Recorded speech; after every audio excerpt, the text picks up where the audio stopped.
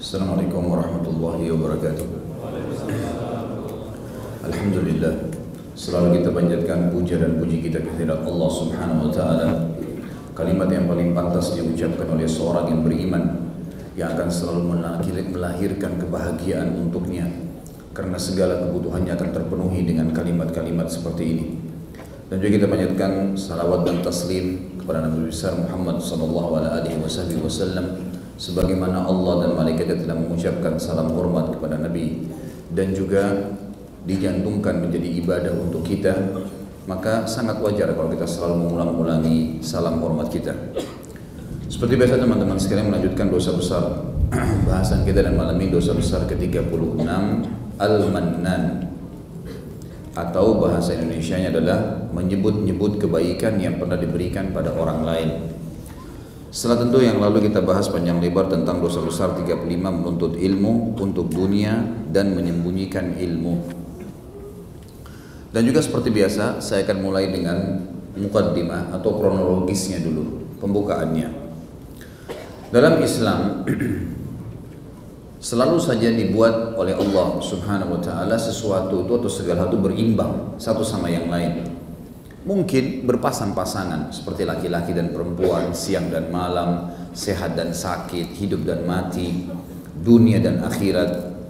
Ini supaya menjadikan kehidupan manusia stabil, sekali begini dan sekali begitu. Begitu pula juga Allah Subhanahu wa taala menghubungkan antara pemberian-pemberian yang Dia berikan kepada kita agar bisa bertambah, bisa bertahan dengan cara berbagi dengan orang lain. Dan ini sebuah hukum. Seberapa besar kita berkorban dan memberi, maka sebesar itu pula respon dari Sang Pencipta Allah untuk memenuhi kebutuhan kita. Kalau kita sederhanakan adalah konsep syukur. Bersyukur bisa dengan lisan, bisa dengan aplikasi anggota tubuh. Jadi orang bisa mengatakan Alhamdulillah misalnya, dia habis makan kenyang, bersyukur kepada Allah. Lebih lengkap lagi kalau diaplikasikan dengan anggota tubuhnya. Dia beli makanan yang porsinya sama, udah diberikan kepada orang lain. Ya. Itu konsep syukur yang lebih lengkap lagi. Dia belajar ilmu, jadi pintar. Dia ajarkan ilmunya, maka lebih sempurna syukurnya. Selain dia mengatakan Alhamdulillah saya jadi tahu sekarang, maka sebagai bentuk syukur tambahan, dia mengaplikasikan dengan anggota tubuhnya. Akhirnya dia mengajarkan ilmunya. Dia diberi harta oleh Allah, dia berikan hartanya kepada orang lain, berbagi. Dia punya makanan, dia bagi makanan. Dia punya pakaian, dia berikan pakaian. Dan kita tahu ini bagian daripada syariat kita. Seperti misal, Allah Subhanahu wa taala menjadikan pembersihan terhadap kesalahan seorang muslim di antaranya adalah memberi makan, memberi pakaian. Seperti contoh orang bersumpah salah dalam Islam. Misal dia mengatakan demi Allah begini, ternyata salah. Dia harus kena kafarah, pembersihan dosa. Pembersihan dosanya apa? Berpuasa, membebaskan budak, berpuasa 3 hari berturut-turut, atau berpuasa 3 hari berturut-turut, atau memberikan pakaian dan makanan kepada 10 orang miskin. Kita lihat di sini, memberi makanan, memberi pakaian, sesuatu yang merupakan nikmat yang diberikan kepada kita, dan kita berbagi bisa membersihkan kesalahan-kesalahan kita. Jadi ini selain bisa dari konsep syukur, bisa jadi konsep pembersihan dosa dan kesalahan. Intinya dalam agama kita disuruh terima, beri, gitu kan? Mendapatkan sesuatu, berbagi. Seperti itulah. Dalam memberi orang, teman-teman sekalian, sebuah konsep dasar dalam agama kita, jangan pernah perhitungan, jangan pamrih dalam memberi, karena memang balasan akan datang sesuai dengan kadar perbuatan seseorang. Memancing harus pakai kapal tanker, nggak mungkin pakai pancingan kecil untuk bisa menangkap ikan-ikan yang ukurannya cuma berapa sentimeter saja. Jadi kalau ingin mendapatkan rezeki yang besar, ya, rahmat Allah, karunia yang melimpah, memang kita juga harus mengeluarkan sesuatu yang besar. Kalau kita berharap selalu sembuh penyakit kita yang sedang kronis dengan 2.000 rupiah sedekahnya, tidak berimbang sama sekali. Padahal kalau dia operasi, mungkin biaya penyakit kronisnya 50 juta. Semestinya dia kalau berharap sedekahnya bisa mengeluarkan permasalahannya, bisa memecahkan permasalahannya, dia harus bisa mengimbangi apa yang dia harus keluarkan di jalan Allah. Abdullah bin Umar radhiyallahu anhu pernah saya sampaikan kisah ini atau cerita ini, bagaimana beliau kalau merasa ada masalah yang belum terselesaikan atau doa yang belum dia lihat ijabahnya, maka yang beliau lakukan adalah beliau keluar bersedekah, cari orang-orang miskin, lalu dia mengeluarkan apa yang terbaik yang dia miliki, apa saja, pakaiankah, makanankah, hartakah, dan dia berpegang pada hadis Nabi SAW, as-sadaqatu tudfi'u ghadabur rahman, sedekah bisa meredam murkahnya sang pencipta, gitu kan. Allah yang maha pengasih bisa diredam murkahnya, artinya Allah tidak jadi hukum karena sedekahnya tadi, gitu kan. Jadi kita memberi sesuatu yang besar teman-teman akan mendatangkan respon yang besar, ya. Respon yang besar. Rasionalnya kalau kita kerja di satu kantor, kemudian kita coba memberikan yang terbaik lah, ekstra, sesuatu yang luar biasa, hasil kerja yang mestinya sebulan kita bisa selesaikan dalam seminggu misalnya, ya. Kita selalu on time datang kerja, selalu hal-hal yang maksimal. Maka saya yakin secara manusiawi, naluri kita akan mendapatkan respon positif dari atasan kita. Tanpa menyamakan Allah dengan makhluk, tapi Allah Azza wa Jalla yang menciptakan kita dan menciptakan prinsip dasar tadi, perasaan tadi, itu semuanya adalah juga menetapkan siapapun yang memberikan yang terbaik untuk Allah. Allah syakur. Salah satu sifatnya Allah syakur. Syakur itu artinya Allah tahu bagaimana membalas orang. Dan Allah kalau membalas teman-teman, innallaha yarzuqu may yasha'u bighairi hisab. Allah kalau sudah balas seseorang maka tidak ada hisabnya. Enggak ada hitung-hitungannya, kamu kasih satu saya kasih satu, atau kamu kasih satu saya kasih 10, enggak. Sama Allah tidak ada hitung-hitungan, Allah akan kasih luar biasa. Bukankah 2 rakaat sholat duha bisa menyempurnakan 360 sendi kita? Bukankah 1 hari puasa jalan Allah bisa menjauhkan dari api neraka 70 tahun? Bukankah banyak sekali yang kita bisa lihat bagaimana respon dari Allah Subhanahu wa Ta'ala. Sedikit berbakti dengan orang tua, kita dikaruniai anak yang juga berbakti dengan kita. Semuanya responnya lebih besar daripada apa yang kita lakukan. Maka yang perlu kita perbaiki persepsi adalah selalu kita menganggap kalau kita memberi orang lain, maka berarti kita telah memberikan manfaat kepada dia. Ini dihapus teman-teman sekalian. Mulai sekarang kalau kita memberi kepada orang lain di jalan Allah, kita harus tahu kita yang membutuhkannya, bukan dia. Karena pada saat saya memberikan kepada orang tersebut ilmu pengetahuan misal, saya berbagi apa yang saya tahu, sebenarnya saya tidak punya andil apa-apa. Saya sedang membutuhkan dia untuk menjadi amal jariah saya. Tapi kita harus anggap orang yang sedang kita berikan adalah orang yang kita butuhkan. Fakir miskin kalau lagi teman-teman, raih cepat tangannya, berikan kepada dia bantuan, karena yang butuh adalah kita, bukan dia. Kita kalau memberikan sesuatu teman-teman pasti dibalas oleh Allah. Pasti apa yang kita infakkan dengan Allah, Allah akan, kata Allah SWT, innallaha yukhlifu, pasti Allah ganti itu, nggak mungkin. Kata Nabi SAW, mana kasamalu min sadaqah, tidak akan berkurang harta seorang hamba karena sadaqah. Jadi memang selalu kita lihat pemberian itu dibatasi oleh sebagian orang karena dia anggap orang lain yang membutuhkannya, butuh sama dia. Ini salah. Mulai sekarang buang jauh-jauh nih. Kita harus tahu setiap ada orang yang minta sesuatu, butuh diajarkan, butuh nasihat, butuh diberikan makan, butuh dibantu duit, dipinjamkan, kitalah yang butuh dengannya. Karena kita mendapatkan manfaat pahala. Selain rezeki dunia bertambah karena itu sedekah, walaupun dia membawa lari uang itu, dan juga kita akan mendapatkan kasih sayang Allah, di akhirat dapat banyak respon, pahala, masuk surga, dan banyak sekali janji yang saya yakin kita sudah paham semua masalah ini. Kita masuk merucutkan bahasan kita teman-teman. Hanya saja di dalam Islam, walaupun kita suka memberi adalah perbuatan yang baik dalam agama, cuman dibatasi dengan satu hal yang harus digarisbawahi. Tidak boleh menyebut-nyebutnya. Tidak boleh menyebut-nyebutnya. Kamu sudah saya bantu kan 10 tahun. Nggak boleh disebut-sebut. Kalau disebut itu pahalanya hilang. Yang sudah pernah kita berikan. Allah mau kita merendah. Makanya tadi saya bilang konsepnya kita yang butuh. Kalau kita tahu orang-orang yang datang minta adalah kita yang butuh dengannya karena kita mendapatkan pahala tambahan hari kiamat dan menjadi penyebab tambahnya rezeki, minimal balasan Allah 10 kali lipat. Nah, memang Allah SWT mengatakan dalam Al-Quran, a'udzubillahi minasyaitonirrajim, man ja'a bil hasanati falahu asyru amsalihha. Siapa yang melakukan satu perbuatan baik termasuk sedekah di sini, maka dia akan mendapatkan 10 kali lipatnya. Sebenarnya kalau kita bantu pinjamkan uang orang 500 ribu teman-teman, pada saat itu kita sudah tahu transaksi kita dengan Allah, tanda kutip, sudah dapat 5 juta. Kita sudah dapat karena 10 kali lipat, itu akan datang.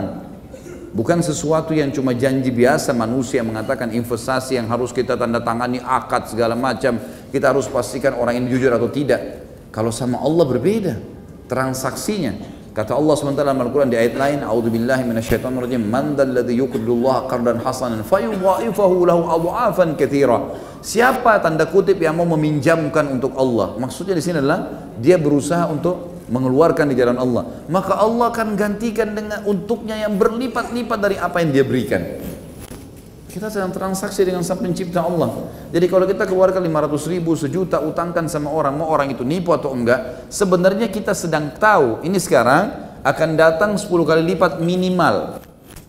Ada hadis Bukhari malah menjelaskan, dalam sebuah hadis dikatakan semua amal ini anak Adam sudah ditentukan kadar pahalanya 10 sampai 700 kali lipat dan kelipatan-kelipatan yang banyak. Kalau kita kali 700 teman, 10 kali lipat saja luar biasa. 500 ribu kita pinjamkan, kita sudah dapat 5 juta. Itu pasti Allah kasih. Gitu kan? Nggak boleh ada keraguan di situ.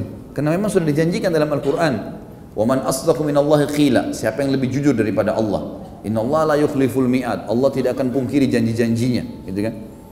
Jadi jelas sekali. Maka kita kalau berikan seperti itu minimal bisa 700 kali lipat. Tergantung kadar keikhlasan seseorang. Jadi kalau kita mau memberikan kepada orang lain teman-teman, yakin ini adalah pintu rezeki buat saya. Minimal 10 kali lipat. Bagaimana kalau Allah balas 700 kali lipat teman-teman? Pinjamkan orang 500 ribu lalu Allah balas kita dengan sangat banyak. Intinya satu, jangan sebut-sebut. Jangan ceritain orang lain, tidak perlu. Antara kita dengan Allah SWT.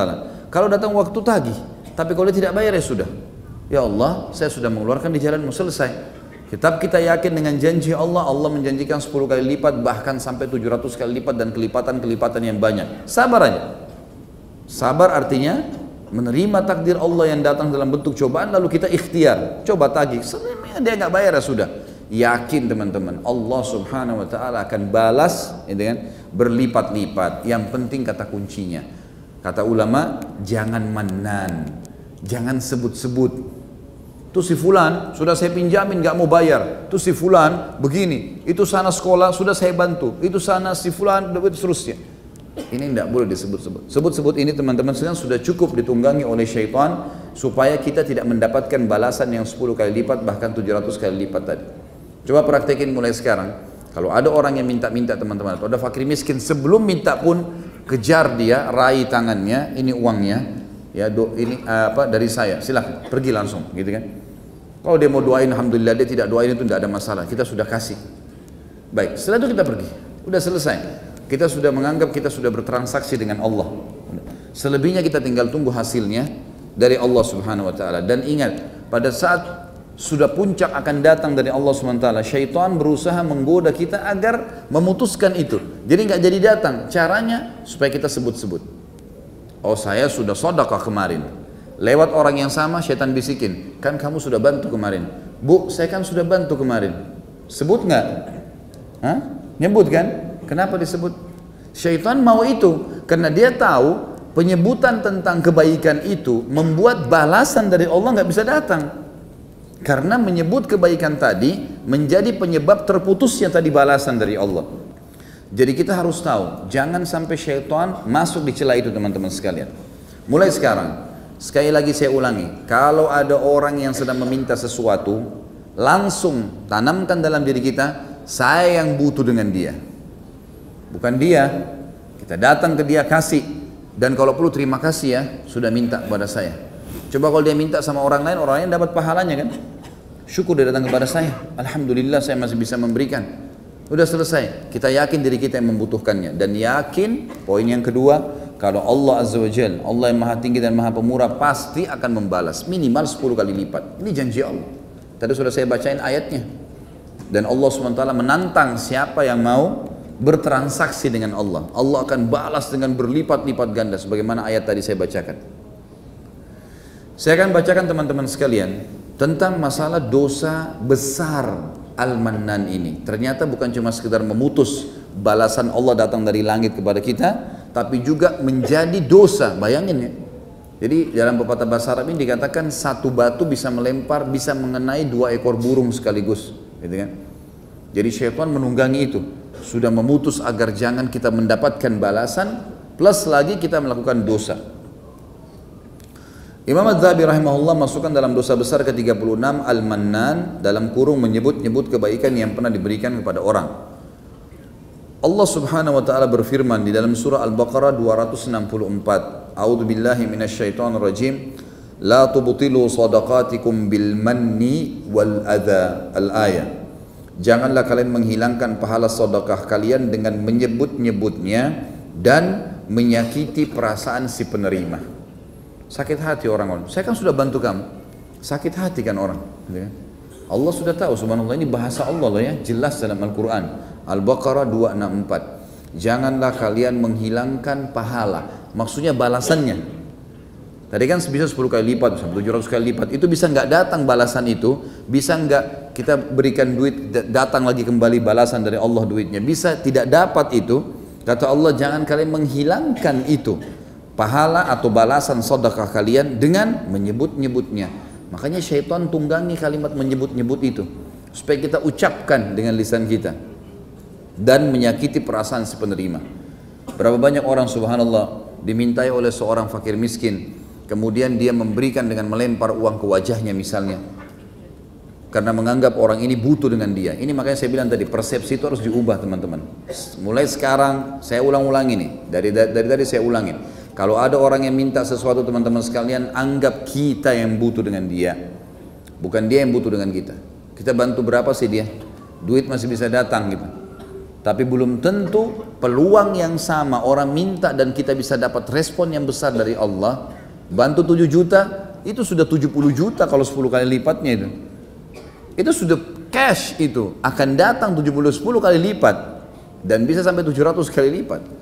Itu sudah janji Allah, nggak mungkin salah, nggak mungkin. Yang salah kitanya, tapi Allah SWT tidak mungkin salah. Pernah ada 2 orang sahabat datang kepada Nabi SAW, adik kakak, yang satu sakit perutnya. Lalu kata si adik, ya Rasulullah, kakak saya sakit perutnya. Kata Nabi SAW, kasih madu, suruh minum madu. Pulanglah dikasih minum madu kakaknya, balik lagi dia, ya Rasulullah kakak saya belum sembuh. Apa kata Nabi SAW? Perhatikan waktu dia bilang, kakak saya belum sembuh. Mungkin kalau pikiran kita akan mengatakan baik, sabarlah, tunggulah. Apa kata Nabi SAW? Jawabannya tegas sekali. Kata Nabi SAW, Allah pasti benar dan perut kakakmu yang bohong. Allah pasti benar dan perut kakakmu yang bohong. Artinya madu pasti menyembuhkannya. Kalau belum sembuh, perut kakakmu yang bohong. Bayangkan tegasnya. Artinya tidak ada urusannya. Kalau belum datang, memang butuh waktu proses, tapi pasti. Janji nggak mungkin salah. Begitulah konsep seorang muslim ya, dia tahu kalau janji Tuhannya pasti benar, karena tidak ada lagi yang lebih jujur dan lebih pantas dipercaya melebihi Allah Subhanahu wa taala. Di dalam hadis yang sahih bahwa Rasulullah sallallahu alaihi wasallam bersabda, "Thalathatun la yukallimuhumullahu wa la yanzuru ilaihim yaumal qiyamati wa la yuzakkihim wa lahum 'adzabun alim. Al-musbilu izarah wal mannan wal munfiqu sil'atahu bil halfil kadhib." Ada 3 golongan orang yang mana Allah tidak akan berbicara kepada mereka dan tidak akan melihat kepada mereka pada hari kiamat. Ini sudah pernah saya bahasakan rasionalnya. Kalau kita diundang oleh seseorang, kemudian semua tamu diajak ngomong kecuali kita, itu manusia saja, kita sudah merasa ya terkucilkan, dilewatin, nggak ditegur, nggak diajak ngomong, nggak dilihat, sementara yang lainnya semua diajak ngomong, yang lainnya semua ditemuin. Kurang lebih maknanya seperti itu. Serta Allah tidak mensucikan mereka dari dosa, maksudnya tidak akan memaafkan di timbangan amal. Kalau dosanya lebih banyak, bisa saja Allah dengan kemahamurahnya maafin sehingga masuk surga. Dengan pahalanya dibiarkan tetap nilainya, lalu dosanya dimaafkan. Tapi ini Allah tidak akan sucikan mereka. Siapa 3 orang ini? Begitu beratnya, Allah tidak akan lihat, Allah tidak akan ngomong, Allah tidak akan maafkan di timbangan dosanya hari kiamat. Yang pertama adalah, ditambah lagi, dan mereka mendapatkan azab yang pedih hari kiamat. Kalau tidak sempat taubat di dunia akan mendapatkan azab yang pedih, yaitu Yang pertama, orang yang memanjangkan pakaiannya melebihi mata kakinya, isbal. Yang sudah sering kita bahas masalah ini. Nanti ada bahasan sendiri tentang masalah musbil. Dan ini bantahan yang sangat jelas bagi orang-orang yang mengatakan, oh enggak, itu yang dimaksud adalah hanya orang sombong. Baik, hadis ini tidak menyebutkan sombong. Enggak ada kata-kata sombongnya. Lagian kenapa sih kalau mata kakinya kelihatan? Sunnah Rasulullah SAW. Gara-gara celana dinaikin dapat pahala, terus enggak mau. Aneh sekali. Ya. Nanti dianggap bahasanya kadang-kadang ini persepsi celana cingkrang lah. Mungkin istilah cingkrangnya ini yang kurang enak kedengaran, gitu kan. Padahal sebenarnya bukan celana cingkrang, memang celana biasa saja, sama, kainnya cuma dipotong, gitu kan. Dan sudah pernah saya bilang, kalau celana sedikit dianjak di atas mata kaki sudah direpotin, sudah dibahasa, sudah dimacam-macam, dianggap aliran segala macam lah, persepsi yang negatif, gitu kan. Ada orang yang lebih tinggi dari itu, sampai lututnya, yang orang bilang celana puntung atau celana apa namanya, hah? Nggak apa-apa tuh jalan di mall, naik kereta api, naik pesawat pakai begitu. Nggak ada yang bahas tuh. Nah dianggap ini persepsinya modern. Ada yang lebih luar biasa, naik di atas lagi setengah paha. Padahal perhatikan apa? Ini nggak diajak ngomong sama Allah, nggak dilihat hari kiamat. Beratnya, nggak dibantu timbangan amalnya hari kiamat. Disiapkan siksaan yang pedih hanya karena tutup mata kaki. Kenapa? Biarin mata kaki kita kelihatan. Hah? Kalau ada yang mengatakan, oh kalau celana saya naikkan ke atas nanti saya tidak bisa nikah, ini dusta, dusta besar. Ya. Perempuan nggak akan lihat celananya naik atau tidak, ada duit atau tidak, kerja atau enggak, bukan itu yang dilihat, gitu kan? Jadi ini semua persepsi dari syaitan, harus dilawan. Baik, nanti ada bahasan masalah isbal. Yang jelas ini dikatakan itu golongan pertama, teman-teman. Golongan yang kedua, orang yang suka menyebut-nyebut kebaikan yang pernah diberikan kepada orang lain. Saya kan sudah bantu kamu begini, toh saya pernah utangkan kamu, toh begini dan begitu. Ini yang mannan, yang jadi bahasan kita. Dan yang ketiga adalah penjual yang melariskan barangnya dengan sumpah dusta. Kan itu. Ini baru nggak? Demi Allah baru. Padahal sudah 2 bulan, 3 bulan, bukan baru namanya itu. Kalau baru tuh orang taunya baru hari ini, baru kemarin. Kadang-kadang orang jual mobil, pernah tabrakan? Enggak pernah, demi Allah enggak pernah. Supaya untuk laku. Untuk apa? Iya pernah tabrakan di sini. Saya sudah masukin bengkel, ini lihat bagian depan sebelah kanan. Laku tuh insya Allah. Orang kalau dusta nggak bakal laku. Pembeli nanti calon pembelinya pergi, nanti ya saya kasih nomor telepon, nggak ditelepon tuh. Coba mulai dengan kedustaan, nggak bakal selesai itu urusannya. Kata Nabi SAW, kalau 2 orang transaksi jujur dalam transaksi mereka, maka Allah akan memberkahinya. Jadi transaksi dan bermanfaat buat dua-duanya.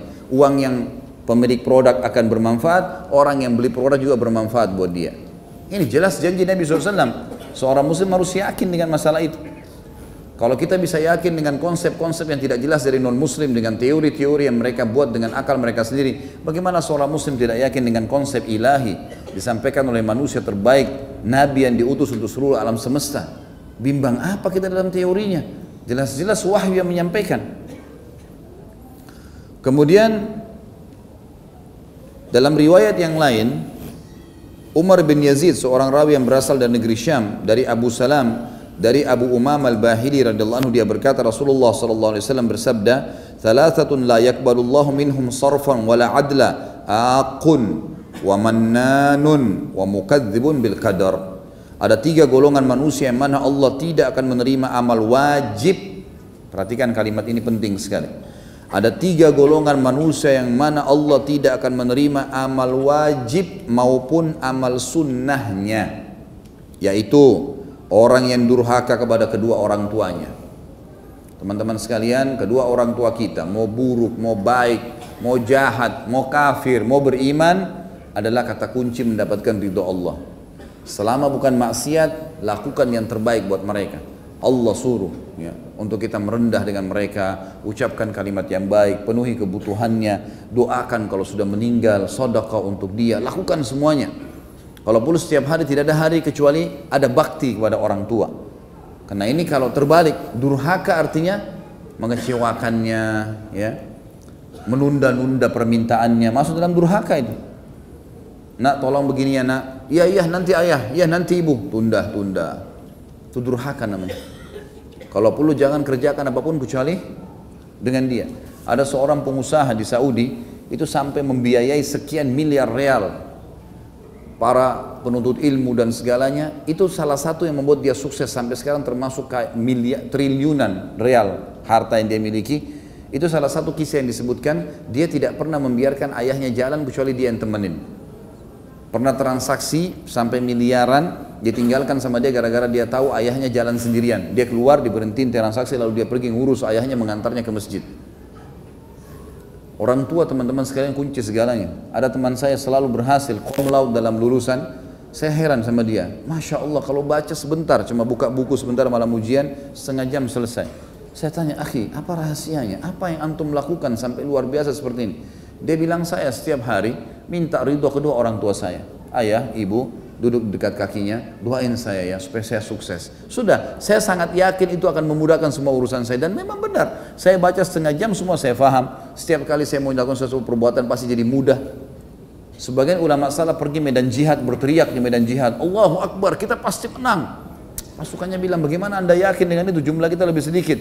Ya, selain janji Allah, di dalamnya dia mengatakan karena ada janji Allah yang tepat. Para prajuritnya pikir mungkin janji tepat ini adalah Allah menjanjikan menang bagi orang beriman. Itu benar. Tapi setelah itu, setelah peperangan menang, ditanya, apa janji Allah? Apa yang anda maksudkan? Apakah janji Allah untuk orang-orang beriman? Dia bilang itu puncaknya tentu.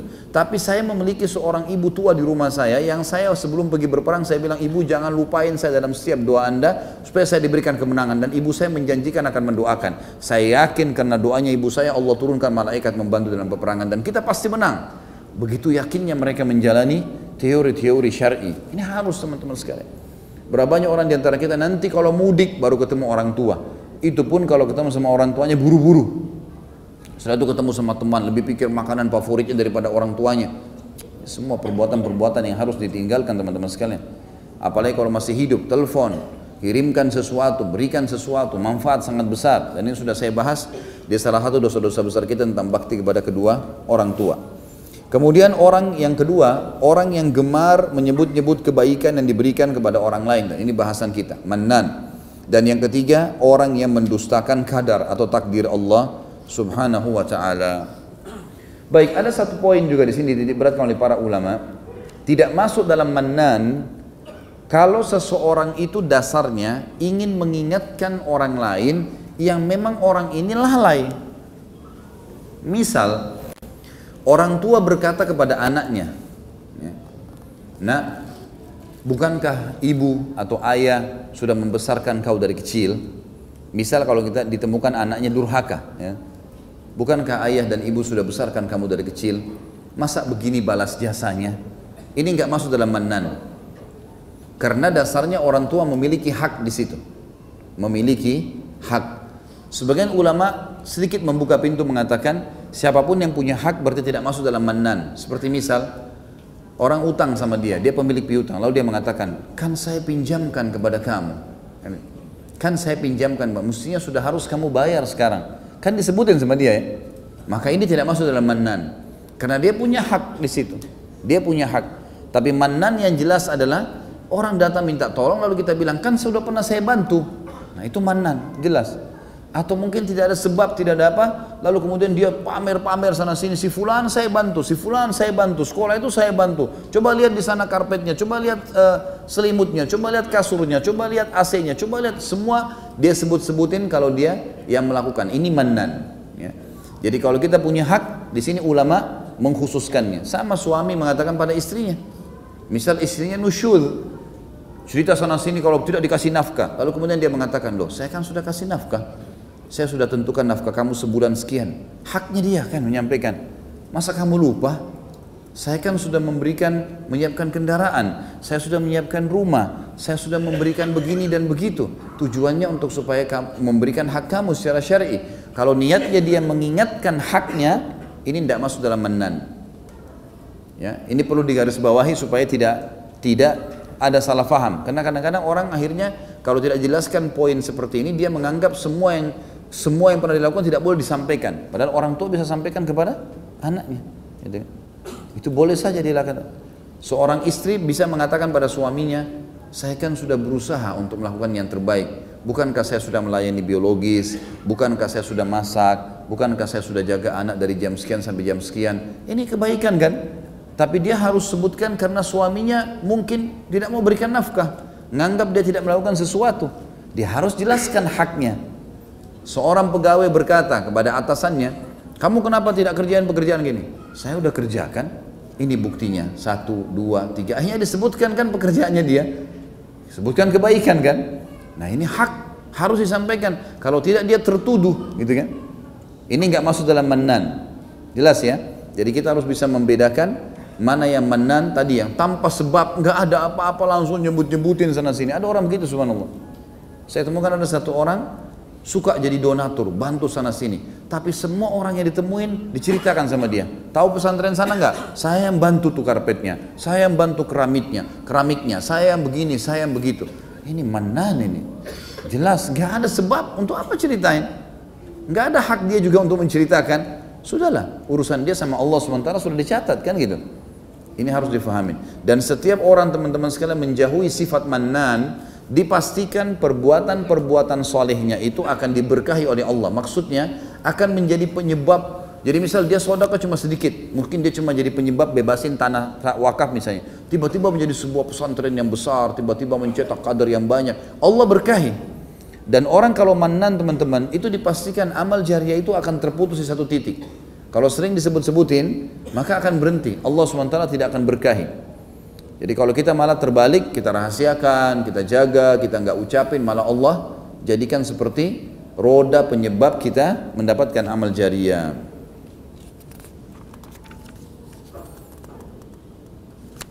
Baik, ini kurang lebih bahasan kita teman-teman sekalian berhubungan dengan masalah mannan. Dan sedikit saya ingin titik beratkan masalah al-mukadzib bil qadar, mendustakan qadar. Ini nanti akan ada bahasan di dosa besar ke-37 yang akan kita bahas.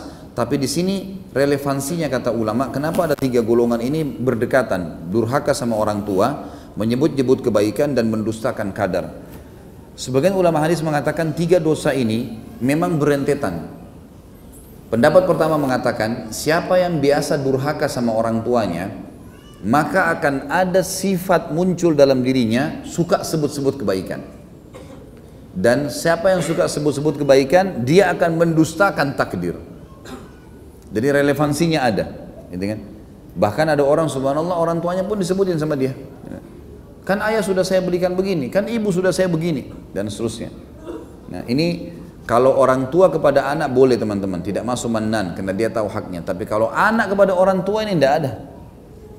Nggak ada hak kita mengatakan ayah kan sudah saya kasih begini, ibu kan saya sudah kasih begini. Ini nggak usah disebutin, nggak ada urusannya sama kita sama sekali. Bisa masuk dalam masalah mannan itu sendiri. Allahu alam. Jadi ini harus hati-hati teman-teman sekalian. Bermula dari durhaka dengan orang tua akan tersebutkan kebaikan-kebaikan, dan kalau kebaikan pada orang tua saya bisa disebutin, apalagi kalau sama orang lain, maka ini akan jadi panjang gitu kan, maka akan jadi kemana-mana dan akhirnya bisa mendustakan takdir Allah Subhanahu Wa Taala, seakan-akan dia jadi penyebab semuanya, dia jadi penyebab apa saja dari dia sebabnya, padahal sebenarnya dia tidak punya apa-apa.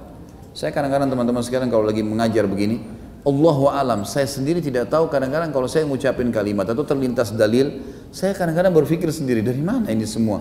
Saya cuma bisa mengatakan Alhamdulillah kalau memang ini Allah mudahin dari lisan saya, karena saya kemampuannya apa kira-kira? Suara ini aja kita tidak punya gitu. Tidak ada sama sekali andil kita, tidak ada andil sedikit pun, baik di suaranya, baik di ilmunya, baik di apa sajalah. Kalau Allah memudahkan buat kita kebaikan, teman-teman bersyukurlah kepadanya, karena itu kebaikan. Dan Allah kalau ingin kebaikan, Allah akan mudahkan kita untuk melakukan amal-amal kebaikan itu sendiri. Allahu a'lam.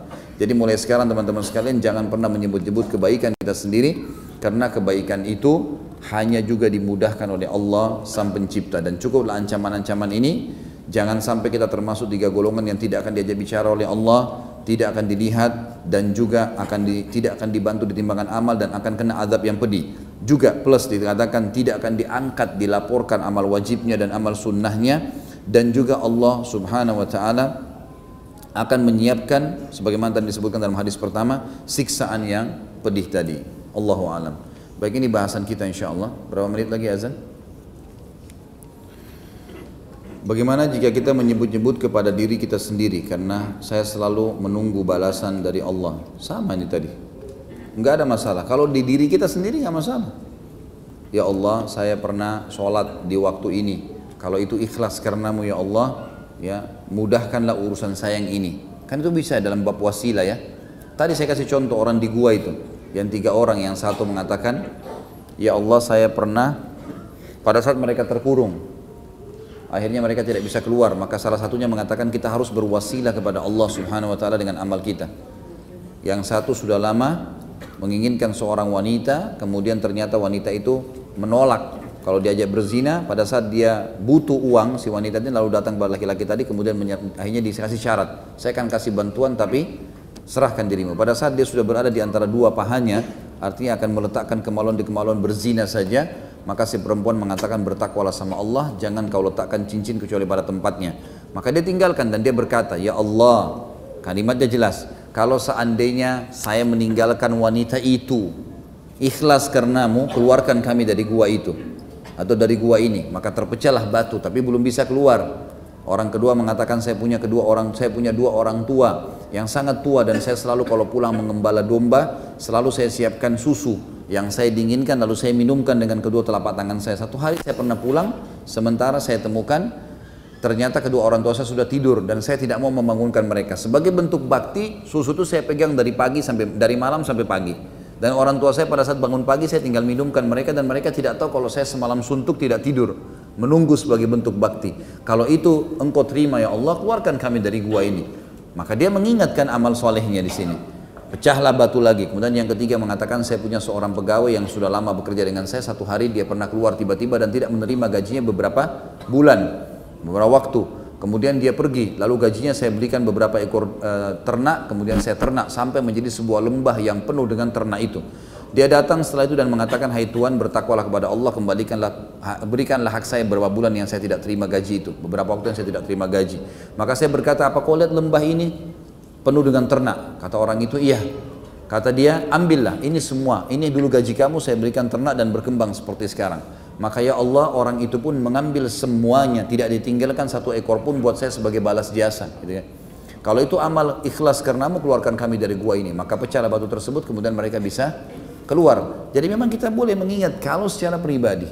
Kemudian akhirnya kita menyebutkan tadi untuk memastikan apakah Allah menerima atau tidak. Bagaimana jika kita lupa untuk merahasiakan sedekah kita? Maksudnya tiba-tiba saja kita keceplosan menyebut kebaikan tersebut.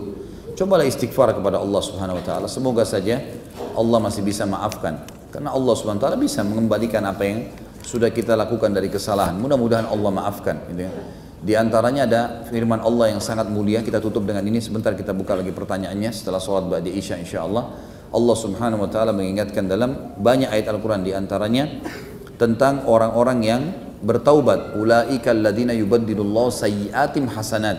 Mereka itulah orang-orang kalau dia taubat nasuha yang Allah ganti dosa-dosa mereka menjadi pahala. Kata sebagian ulama tafsir, bisa saja orang yang pernah berbuat baik kemudian terhapus lalu Allah kembalikan lagi, diganti itu menjadi pahala. Bukan mustahil. Perlu istighfar kepada Allah SWT. Mulai sekarang kontrol teman-teman. Sudah melakukan satu perbuatan, lupain udah. Urusannya malaikat, bukan urusan kita. Udah nggak usah pusingin, nggak usah ingat dan seterusnya. Itu yang lebih baik. Allahu a'lam. Subhanakallahumma bihamdika asyhadu an la ilaha illa anta astaghfiruka wa atubu ilaik. Wassalamualaikum warahmatullahi wabarakatuh. Assalamualaikum warahmatullahi wabarakatuh. Alhamdulillah wassalatu wassalamu ala Rasulillah. Ustaz, uhibbuka fillah, ahabbaka Allah alladzi ahbabtani fihi. Bolehkah apabila kita hendak memberikan sedekah tetapi dalam hati kita sangat mengharapkan balasan dari Allah Subhanahu wa taala? Apakah perasaan mengharap tersebut bisa mengganggu keikhlasan kita? Sama sekali tidak. Malah itu bagian daripada ibadah. Karena yang menjanjikan kepada kita kalau bersedekah akan dapat timbal balik adalah Allah. Dan bentuk kesempurnaan keimanan seseorang hamba kepada Allah Subhanahu wa taala bila dia meyakini apa yang dijanjikan. Jadi nggak boleh kita ragu sama sekali. Apa yang sudah Allah janjikan harus kita yakin Allah memang memberikan seperti itu. Kalau selama itu berkecamuk dalam jiwa kita, itu adalah hal yang positif. Yang dilarang sekali lagi kalau diungkapkan pada orang lain. Ya. Saya kasih kamu ini karena berharap kamu kasih saya ini. Itu lain. Tapi kalau hubungan kita dengan Allah Subhanahu wa taala, kita memberi sesuatu seperti tadi Abdullah bin Umar radhiyallahu anhu, beliau keluar sedekah agar apa? Masalahnya selesai, gitu kan? Berarti ada unsur harapan di situ. Dan itu adalah hal yang positif karena kita menyembah Allah antara khauf dan raja. Kita berharap, kita takut dan berharap, ya. Memang seperti itu. Allahu a'lam. Kita berdoa kepada Allah SWT semoga majelis kita diberkahi olehnya dan juga dijadikan seluruh amal yang pernah kita kerjakan diterima, dan juga semua dosa yang pernah kita kerjakan sekecil sampai sebesar apapun diganti dengan kemakmurannya menjadi pahala, dan semoga sisa umur kita ke depan semuanya diisi dengan amal soleh, ketaatan, keberkahan baik di keluarga, di harta dan juga di ilmu, serta juga puncaknya kita masuk surga Firdaus tanpa hisab. Dan kita selalu mendoakan saudara kita di Palestina, di Syria, di Yaman, di Irak, di Myanmar, di Ahsa, dimanapun mereka berada sedang tertindas.